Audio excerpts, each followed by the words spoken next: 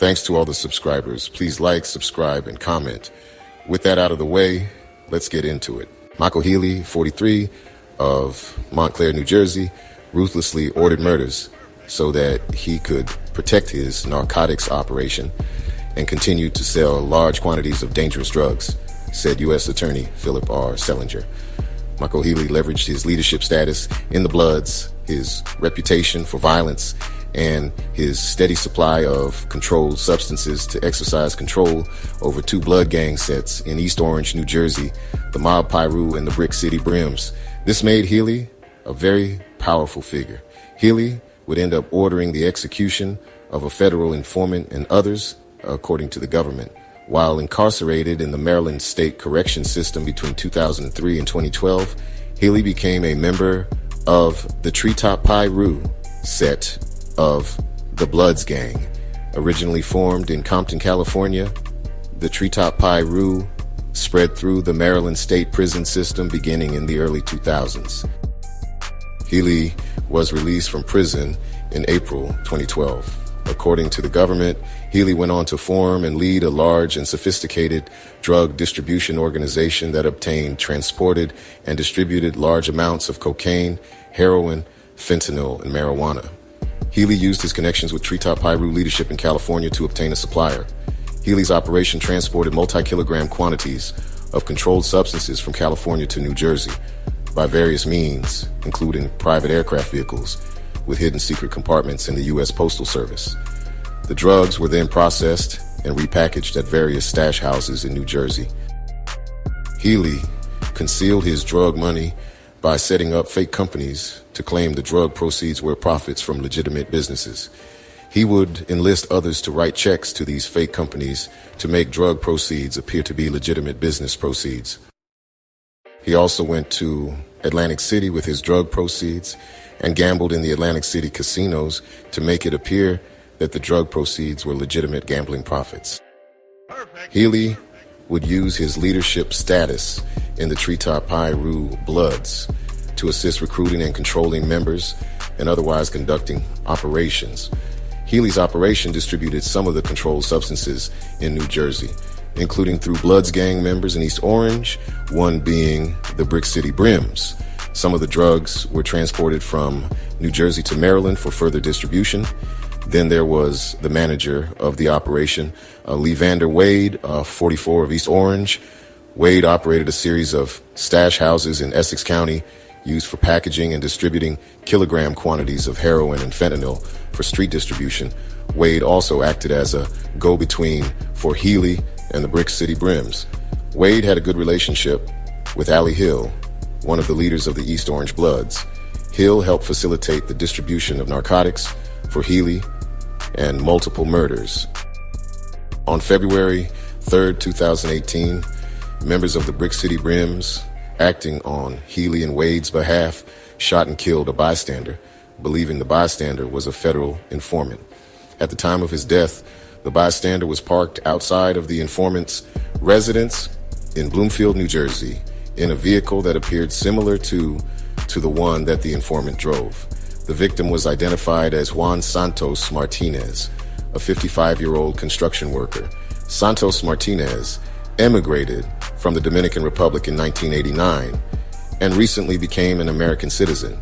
Realizing they killed the wrong person, Healy ordered the Bloods to finish the job on the cooperator. On March 12th, 2018, in Bloomfield, the conspirators Thomas Zimmerman, Taekwon Daniels, and Allie Hill, all members of the Brick City Brims, killed the informant while he was walking his dog in the area of his residence. The victim of the second shooting was 43-year-old Aristides Stataroudis. On a quiet Monday morning, police responded to reports of a shooting near Millbank Park. Officers found Aristides Stataroudis on the sidewalk.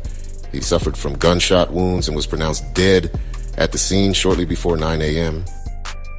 Then on April 6th, 2018, Healy suspected another associate, initially identified as JC, of being a threat to his organization. Healy believed 27-year-old Jose Colon was informing on him. He decided he had to kill him. Healy fatally shot Colon on April 6th in Newark. Around 10:45 p.m., police were called to the 100 block of Parker Street, where they discovered the 27-year-old Colin in a vehicle. He was pronounced dead at the scene at 10:58 p.m. Wade served as an accomplice in the murder, driving Healy to and from the murder scene, and then arranging for the vehicle to be burned. Ultimately, a federal RICO indictment came down and a true bill was reached. Taekwon Daniels, 26, Allie Hill, 29, and Thomas Zimmerman, 26, all of East Orange, New Jersey, admitted their roles in murders in a plea agreement. There's no parole in the federal prison system, which means the East Orange trio will all have to serve out their plea bargain sentences. Thomas Zimmerman, 28, was sentenced to 37 years. Taekwon Daniels, 27, got 35 years, and Allie Hill, 30, was sentenced to 25 years. Allie Hill got the lightest sentence of the three with 25 years in New Jersey State Prison. Daniels and Zimmerman will both be 65 when either tastes freedom again. Hill would be approaching 55.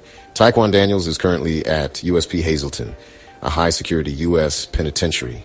His release date is June 18, 2048. Thomas Zimmerman is currently at USP Canaan, a high-security U.S. penitentiary. His release date is October 31st, 2049. Then we have the manager and conduit to the set, Levander Wade, 44, of East Orange, New Jersey.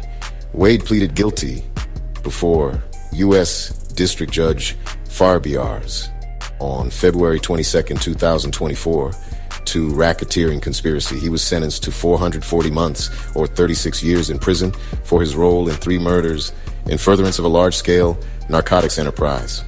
Levander Wade is currently at FCI Victorville, a medium-security federal correctional institution.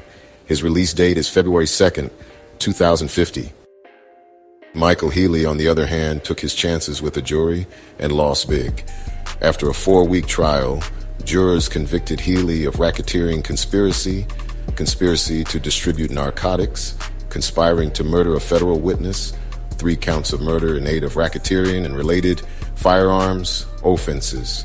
His crimes are all punishable by a maximum of life in prison and a $250,000 fine.